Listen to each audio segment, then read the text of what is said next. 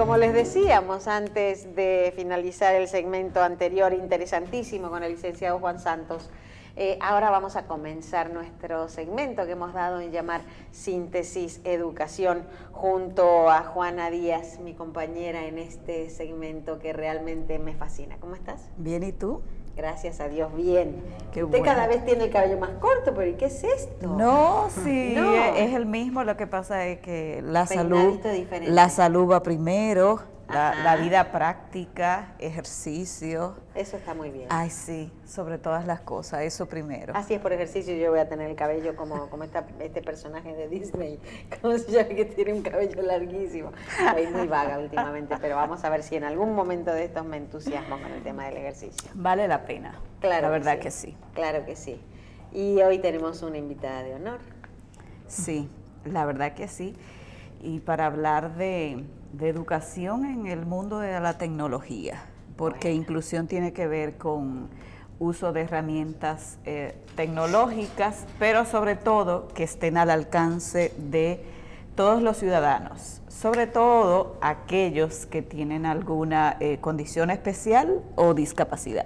Y estamos hablando justamente, cuando hablamos de una invitada de honor, de Francina Hungría, la ingeniera Francina Hungría, una persona joven, súper joven, que de un momento a otro la vida le cambió.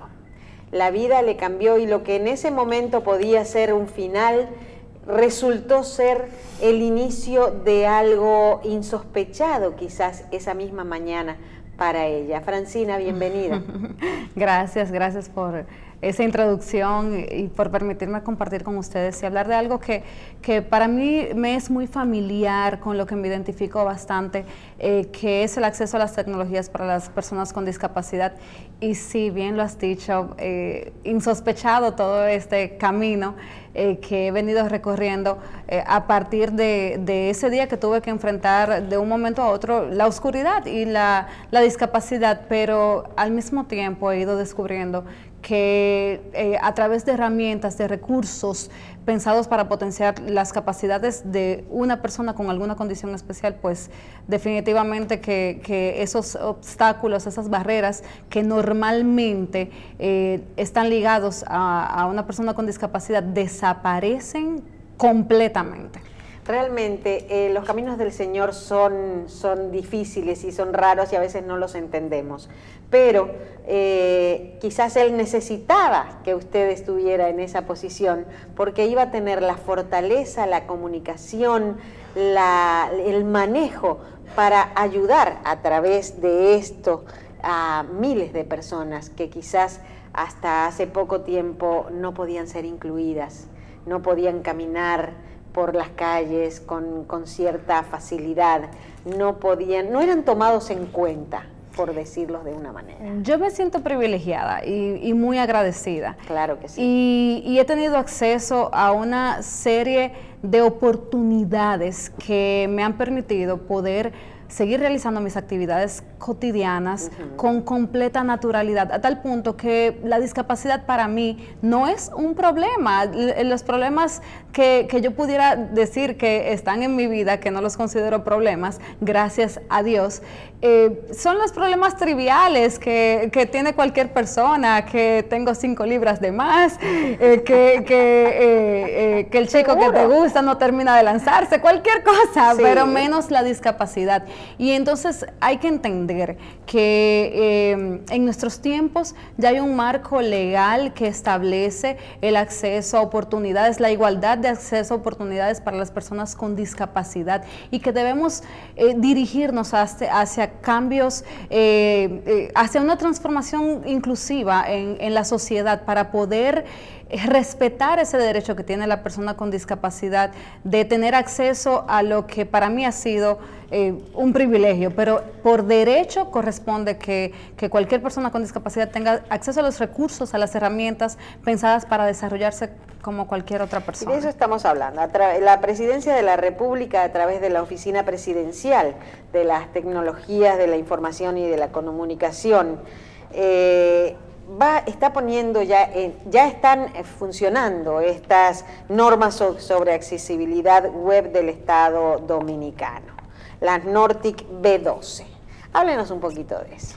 Pues fíjate, dentro de mi experiencia entiendo que la tecnología es hoy día la herramienta que puede eliminar mayores barreras para la persona con discapacidad y de alguna manera brindarle libertad, independencia, y eso es dignidad. Claro. Entonces, en ese sentido, la normativa de accesibilidad web del Estado Dominicano viene a viabilizar la relación del ciudadano con discapacidad con los portales del Estado, especificando una serie de principios, de requisitos que al desarrollador, al diseñador de dichos portales le va a brindar la directriz para que estos entornos sean amigables, usables para todas las personas.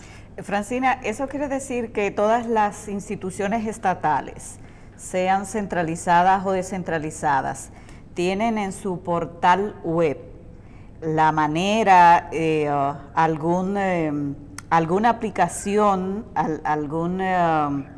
no sé cómo es la palabra técnica, pero que permita a una persona con discapacidad visual, discapacidad auditiva, tener acceso a la información que a través de la página electrónica de esa institución está disponible para todos los ciudadanos.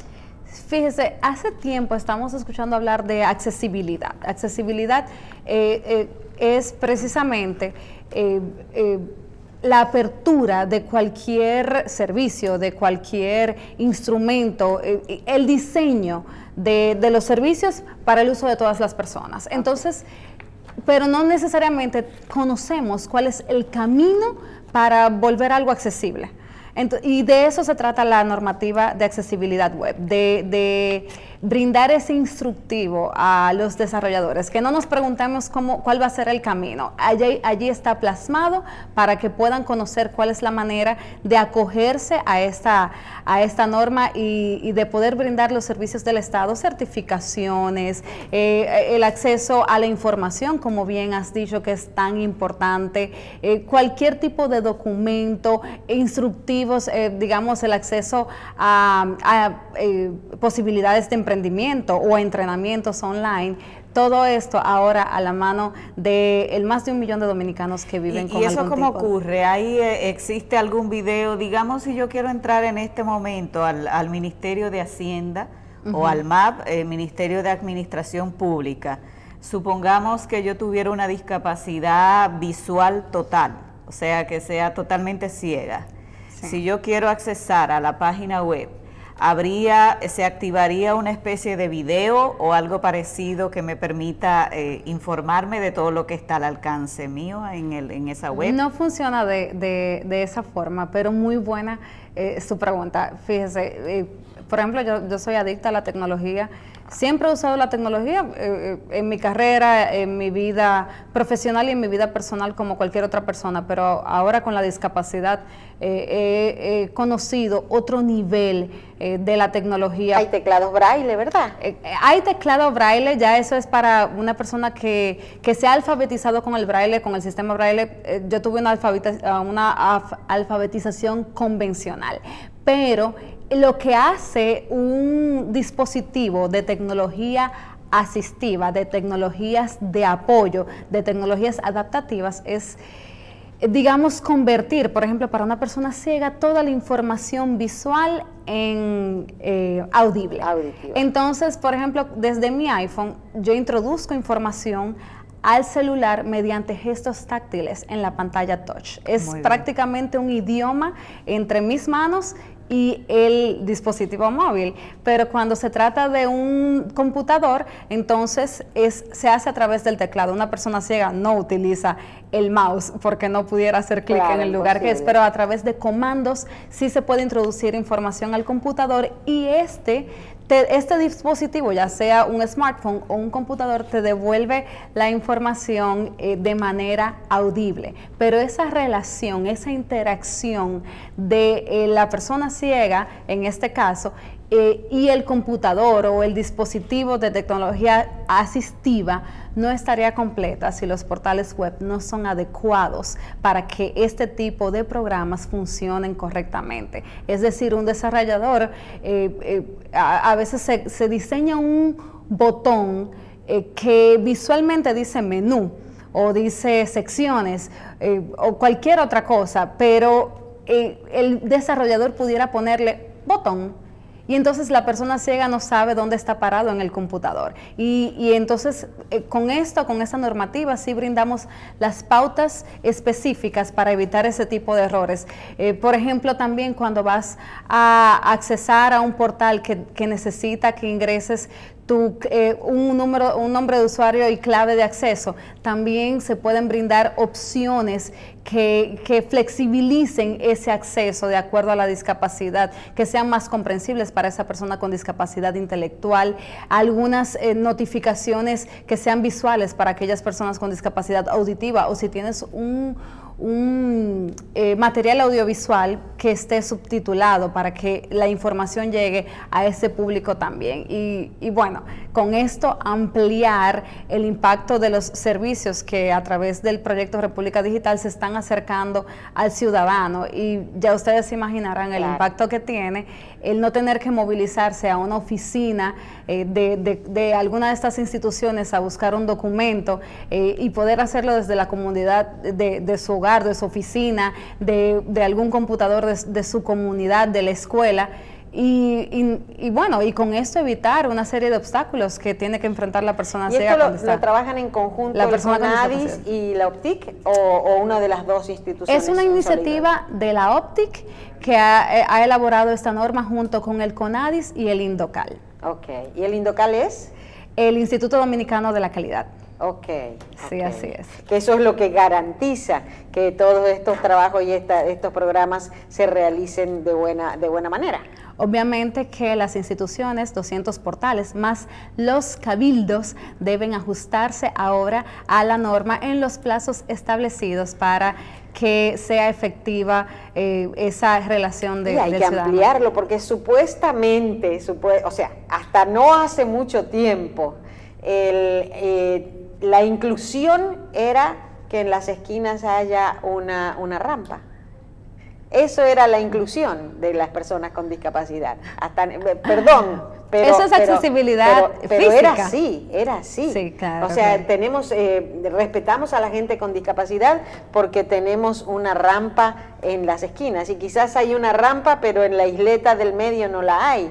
O sea, tenemos que buscar y tener gente que nos ayude a entender desde el mismo problema, como en el caso suyo, cuáles son las necesidades, porque en el caso suyo es una discapacidad visual, pero hay discapacidad auditiva, hay discapacidad motriz, hay discapacidad, intelectual, exactamente, y múltiple discapacidad, exactamente. De todo tipo. Entonces, parálisis cerebral, por ejemplo. Las necesidades son muchísimas. Así es, pero la tecnología se ha encargado de pensar en todo el mundo. Justamente. Entonces ahora debemos crear los marcos que permitan también al ciudadano con discapacidad accesar a estos servicios, y con eso también se incide directamente en los familiares de estas personas, porque si para sacar un certificado de bachiller tienes que pedirle a tu mamá que te acompañe y ahora puedes hacerlo desde tu hogar, pues exacto, también estás incidiendo en la vida de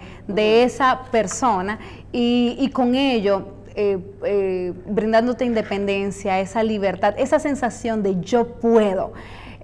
También se dinamiza. ¿Esa es la mejor ayuda? Sí, completamente, porque aparte se dinamiza, se genera un bienestar en sentido general y se puede dinamizar la economía. La persona con discapacidad tiene enfrente suyo un abanico de posibilidades explorables, posibles, de participar genuinamente, activamente de la sociedad a la que pertenece, y definitivamente que estas son las vías, estas son las transformaciones que hay que hacer, y qué bueno que estamos aquí compartiendo todo esto para que aquellos ministros, aquellos cabildos también entiendan que tienen una oportunidad de ampliar su público meta, y creo firmemente que esto incide también en el sector privado. Viene una normativa homónima para el sector privado, que es la NORDOM, para las web privadas, pero se pueden ir preparando, y ahí está el instrumento. En la página web de la OPTIC está también una versión en audiolibro de la norma. Entonces, también ampliar ese mercado para ese sector con discapacidad. Y no estamos hablando de pocas personas, estamos hablando de más de 1 millón de personas. Y no es una casualidad que a veces no lo veamos en las calles, en un restaurante, en las universidades. Hay que crear el camino adecuado para que todos podamos interactuar en igualdad de condiciones. Tengo una amiga que tiene un hijo con discapacidad auditiva, pero de nacimiento también lo que hace que no sea capaz de hablar tan bien que se le entienda. Él se maneja mucho con el teléfono inteligente y está estudiando en la universidad. Y el gran problema fue que la traductora salía carísima, el intérprete sale carísimo. Y eso es un problema que quizás deberíamos tener en cuenta también.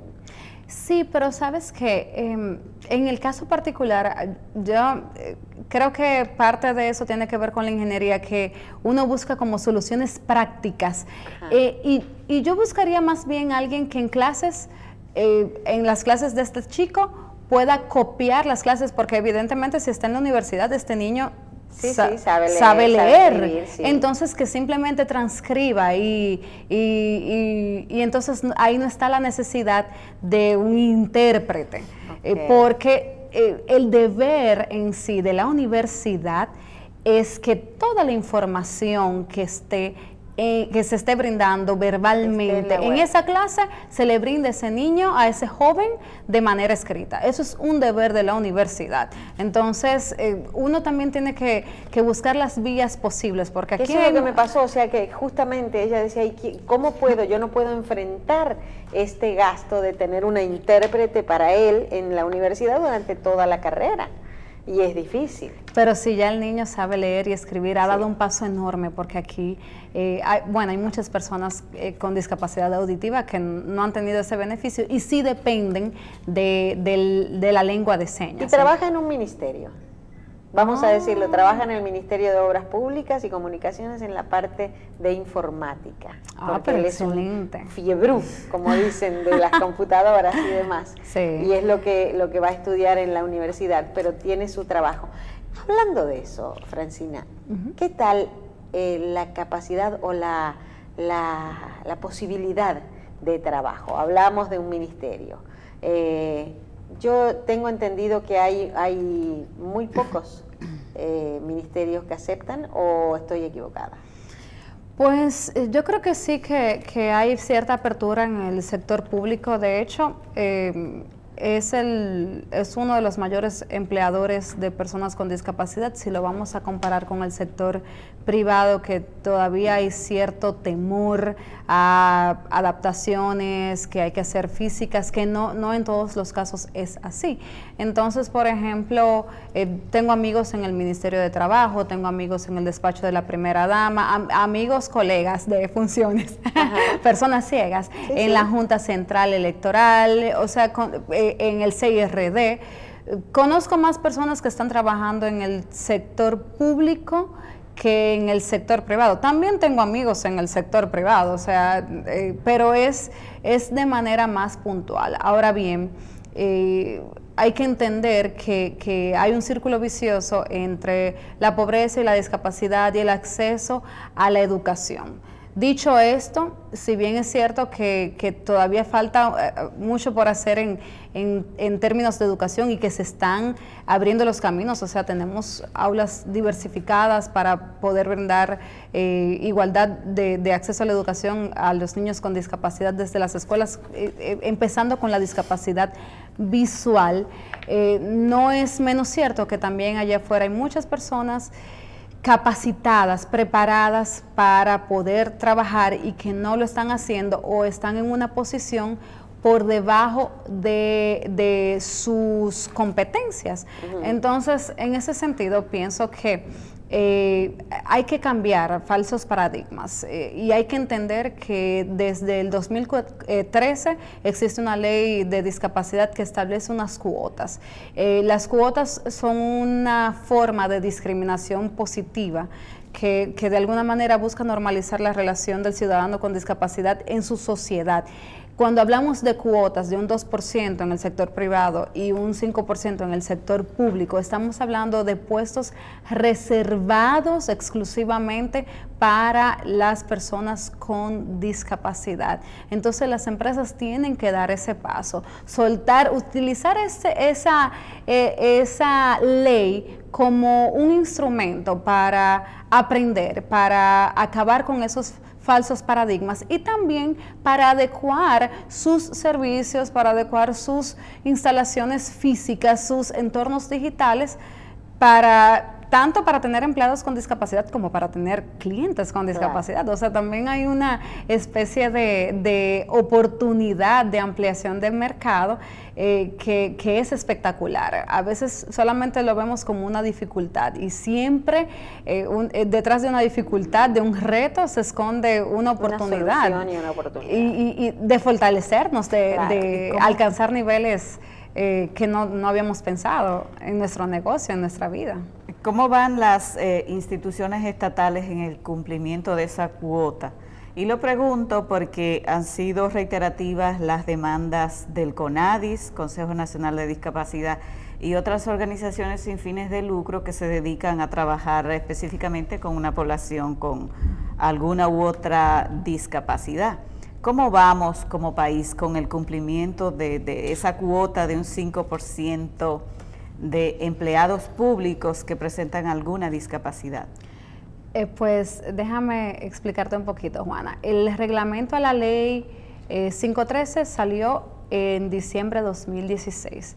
A partir de allí se establecieron unos plazos. Se supone que este plazo funciona para que las instituciones se vayan encaminando y vayan haciendo esa integración de forma gradual, no de golpe, ¿verdad? Claro, porque no se trata de decir, bueno, sí, a partir de hoy. Exactamente. Ya. Entonces, ese plazo está por agotarse y ya hay cierto nerviosismo, lo he visto más en el sector privado, ese nerviosismo por entrar en incumplimiento y más en instituciones que tienen siempre una lupa sobre ellas, como son las instituciones financieras. Entonces, ya he visto pasos como en el Banco de Reservas que están anunciando que están reclutando personas con discapacidad y se han encargado de utilizar los caminos viables, porque hay que entender también que el acceso a la información es un poco difícil para las personas con discapacidad. La vía es precisamente las instituciones que tienen décadas trabajando con el sector de discapacidad, que conocen estas comunidades, que tienen grupos de cientos de personas con discapacidad con cierta formación, que tienen acceso a perfiles, a currículums, y eso me ha llenado de satisfacción. Ahora bien, también tengo que expresar que existen problemas dentro de la misma comunidad, porque una comunidad que ha sido marginada por tanto tiempo, doble, triplemente, cuando hablamos de marginación por pobreza, por discapacidad, o una marginación también de género, por acceso a la educación, entonces se va creando un cierto mecanismo de defensa en la personalidad de este individuo, y luego decimos, ay, no tiene destrezas sociales, no lo podemos emplear porque imagínate, no se sabe manejar con un cliente. No, esa no es la forma, porque es la misma sociedad que ha creado esto. Es que tiene que haber dentro del personal de capital humano, dentro de la dirección de capital humano de esta empresa, de esta organización, una persona que pueda formarse en gestión de diversidad, que pueda guiar a esta persona para que su trabajo sea igual de competitivo que cualquier otra persona, porque a veces tenemos la formación, a veces tenemos la capacidad, pero no sabemos gestionar eso, ¿no? Y no tiene que ver con la discapacidad, sino más bien con la marginación que ha sufrido el individuo. Entonces, que también he podido evidenciar que hay instituciones, sí, que tienen personas con discapacidad empleadas, pero cuando tú ves a un abogado graduado de recepcionista, Entonces, claro, ese es el problema. ¿qué pasa? Ahí está pasando algo. O cuando he ido a instituciones que tienen personas con discapacidad, sí, bueno, la tenemos ahí, pero ¿qué? Que es una bueno, botella. no pueden hacer tal cosa, que no pueden hacer, a ver. Entonces se necesita un experto que pueda manejar eso, porque a veces también nos acomodamos. Si alguien me dice, tú no puedes hacer tal cosa, lo asumo, ok, mejor no lo hago, ¿verdad? Ayer alguien me decía, aquí estamos de mudanza, tenemos los pasillos llenos de archivos y eso representa un peligro para la persona ciega. Y digo yo, ¿y qué tienen estos archivos? Cuchillos que me pueden clavar. No, porque no puede ser, o sea, Claro. no tiene que ser un impedimento que yo pueda transitar, porque yo puedo con mi bastón y con una técnica de orientación y movilidad esquivar estos obstáculos. Para eso está el bastón. Entonces, pero estamos predispuestos. Preferimos pensar, ay, no puedo contratar a una persona ciega ahora mismo porque con tantos obstáculos puede lastimarse. En vez de indagar, de preguntar cuáles son las posiciones en donde una persona auditiva, con discapacidad auditiva, me puede dar mayor provecho, cuáles son las posiciones en las que se desempeña mejor una persona ciega, qué adaptaciones físicas mínimas tengo que hacer para que una persona con discapacidad motriz pueda circular por mi oficina.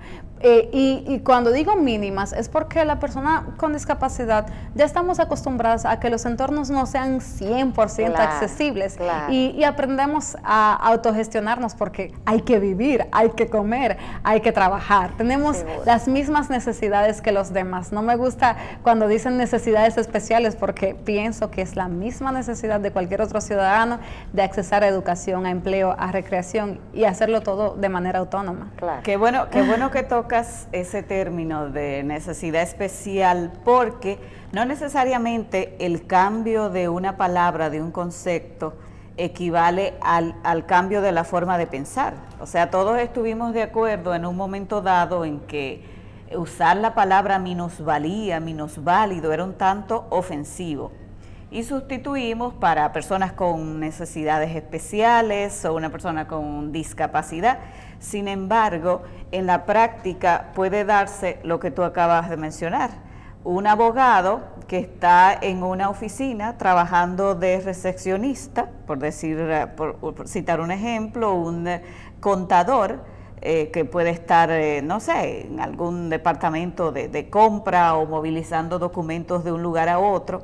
Entonces, ¿hasta qué punto el pensamiento de minusvalía todavía permanece en nuestra cotidianidad?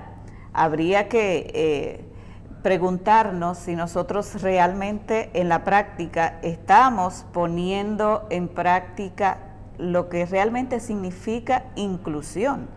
Es que esa persona que tiene unas capacidades para ejercer una profesión determinada esté en su lugar de trabajo donde está ejerciendo esa profesión y no alguna otra que hay que tenerle más cuidado y que despierte un poco de pena porque el pobre, la pobre le puede pasar algo, no lo podemos dejar fuera, pero tenemos que tener cuidado. Yo particularmente creo que tenemos un desafío todavía ahí. Sí, claro que existe el desafío y fíjate algo que a mí me pasa constantemente, o sea, todas las personas ven, o sea, me han visto en los medios, la gran mayoría me ven involucrada en una serie de actividades y algunas personas todavía me preguntan que cómo me cambio. Entonces evidentemente que romper con falsos paradigmas, hacer un cambio cultural cuesta. Pero también me gusta la idea de saber que en las escuelas, por ejemplo, ya tenemos niños con discapacidad visual. Entonces, hay algo. Si ese niño está en su aula haciendo nada, si no tiene acceso a esos recursos, va a ser el rarito de la clase. Pero si ese niño tiene la capacidad de accesar a un computador, de escribir, de ir al baño, de ir a la cafetería, porque ha recibido el instructivo necesario, entonces ya se puede visualizar, ya estos niños van aprendiendo que hay una riqueza dentro de la diversidad y más bien lo respetan, lo admiran, porque el niño está haciendo todo lo que yo hago sin ver. Entonces, por eso es necesario crear los caminos, por eso es necesario hacer las transformaciones para brindar estos recursos accesibles a la persona con discapacidad y entender que en la medida de que los entornos de una persona con discapacidad sean más accesibles, la dimensión de la discapacidad varía, porque hoy día la discapacidad no se mide solamente por la condición física de un individuo, es como un triángulo, donde está aquí la persona y una arista es su condición física, pero la otra es su entorno. Entonces, en la medida que creemos entornos pensados para todos, vamos a estar disminuyendo los niveles de discapacidad y la discapacidad, como dije anteriormente, ya no es una limitante para participar activamente, para hacer las actividades cotidianas. Y entonces pienso que podemos conducirnos a una nueva generación. Tenemos una gran oportunidad con estos proyectos que buscan minimizar la brecha digital y de alguna forma también pensando en esa comunidad con discapacidad por primera vez. A mí me resulta emocionante, a mí me resulta histórico, porque es algo como que desde hace algún tiempo hemos venido trabajando, impulsando y de repente se empiezan a abrir los caminos. Qué bueno, y también es una forma de invitar a la persona con discapacidad a que salga del encierro, a que se anime a acercarse a las instituciones estatales, también a esas instituciones dentro de su comunidad que trabajan para brindarle una mejoría de accesos, para brindarle entrenamientos. Es el momento de hacerse partícipe, de decir yo cuento. Y sobre todo entender que hay una gran influencia, hay que empoderarse de la influencia política que puede tener la comunidad con discapacidad. Es que estamos hablando de un 12.3% de la población total del país. 12.3. Así es. Es mucho. Así es. Es mucho más de lo que cualquiera de nosotros podría imaginar. Completamente. Pero qué bueno que tenemos esta normativa NORTIC B2. Y a propósito de que al principio mencionabas que hay unos plazos para que todas las instituciones se alineen y empiecen a incluir el tema de inclusión en el acceso a información, a servicios a través de sus portales. ¿Cómo vamos con el cumplimiento? Pues dentro de la OPTIC, por ejemplo, llegan todas las instituciones que quieren simplificar sus servicios, que quieren acercar los servicios al Estado, se realiza la guía, el parámetro para que puedan hacerlo. Entonces ya a partir de la norma, pues se le está incluyendo dentro de ese instructivo la parte de accesibilidad. Mira, tienes que ajustarte, ok, entonces ya esos servicios que se están poniendo a disposición del ciudadano ya vienen concebidos con estos parámetros internacionales de calidad, de accesibilidad dentro de los portales web. Los que ya estén desarrollados entonces deberán realizar las modificaciones pertinentes para ajustarse a la norma. Y claro, esto es algo que conlleva mucho esfuerzo porque hay muchos documentos, requerimientos que anteriormente se hacían de manera presencial y que esto está ligado a una norma, a una ley, ese despacho de estas certificaciones de documentos. Entonces es algo que se va a hacer de manera gradual, pero ya se han logrado simplificar unos 100 servicios y vienen otros más que tienen gran impacto para el ciudadano común. Entonces pensar que estos servicios pueden estar a la mano también para la comunidad con discapacidad, para mí es genial. Y los costos, perdona Marcela, los costos, toda ley, toda normativa requiere financiamiento. ¿De dónde sale ese dinero? Pues aquí está integrada la presidencia, tiene un gran interés en poder simplificar los servicios del Estado. Este es el proyecto de República Digital, es en el marco de República Digital. Entonces, pero la Oficina Presidencial de Tecnologías de la Información y Comunicación, que es una dependencia de la presidencia, es la que impulsa estas normas y con la colaboración de las demás instituciones que habíamos mencionado, el CONADIS, el INDOCAL, el MAP ha estado también involucrado. Ha sido un trabajo sistemático y en equipo. Sí, increíble. Bueno, qué bueno. Ya nos quedamos sin tiempo, pero tienes tu cámara que te está enfocando en este momento. A ver, acá. Y así mismo, ahí de frente, para que le hables a quien quieras tú hablarle, a esos ministros que todavía no han incluido dentro de su personal a personas con discapacidad, a los empresarios de empresas privadas también que puedan hacerlo, o a quien tú quieras decirle que esto es posible. Y no solamente es un acto de fe y de bondad, sino que es un derecho. Bueno, pues presentando la normativa de accesibilidad web del Estado Dominicano, es una herramienta muy poderosa para incidir en la calidad de vida de más de 1 millón de dominicanos, así que les invito a conocerla, recordando que está disponible en su versión audiolibro en www.optic.gov.do e investiguen más cómo pueden incidir, cómo pueden brindar servicios a las personas con discapacidad. Igualdad de oportunidades es más que nada un respeto a los derechos de la persona con discapacidad, que tiene el mismo valor en la sociedad que cualquier otro ciudadano. Claro que sí, por eso mismo lo llamamos un derecho. Muchísimas gracias, Francina. Gracias, se nos quedó cortito el tiempo, ¿verdad, Juana? Así es.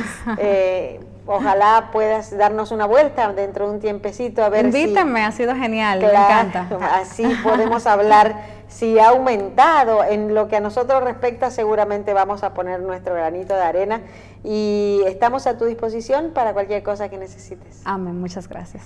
Y a ustedes, bueno, primero despedir a Juana hasta el miércoles que viene, el ombligo de la semana que nos trae a Juana en este Síntesis Educación, que me dijeron que es lo que más se ve. Así el dice. segmento que más se ve. Bueno, ahí está el doctor Pichardo, que dice que el segmento de él es el que más se ve. Lo que pasa es que la gente se sienta temprano a esperar Síntesis Educación. Cada miércoles.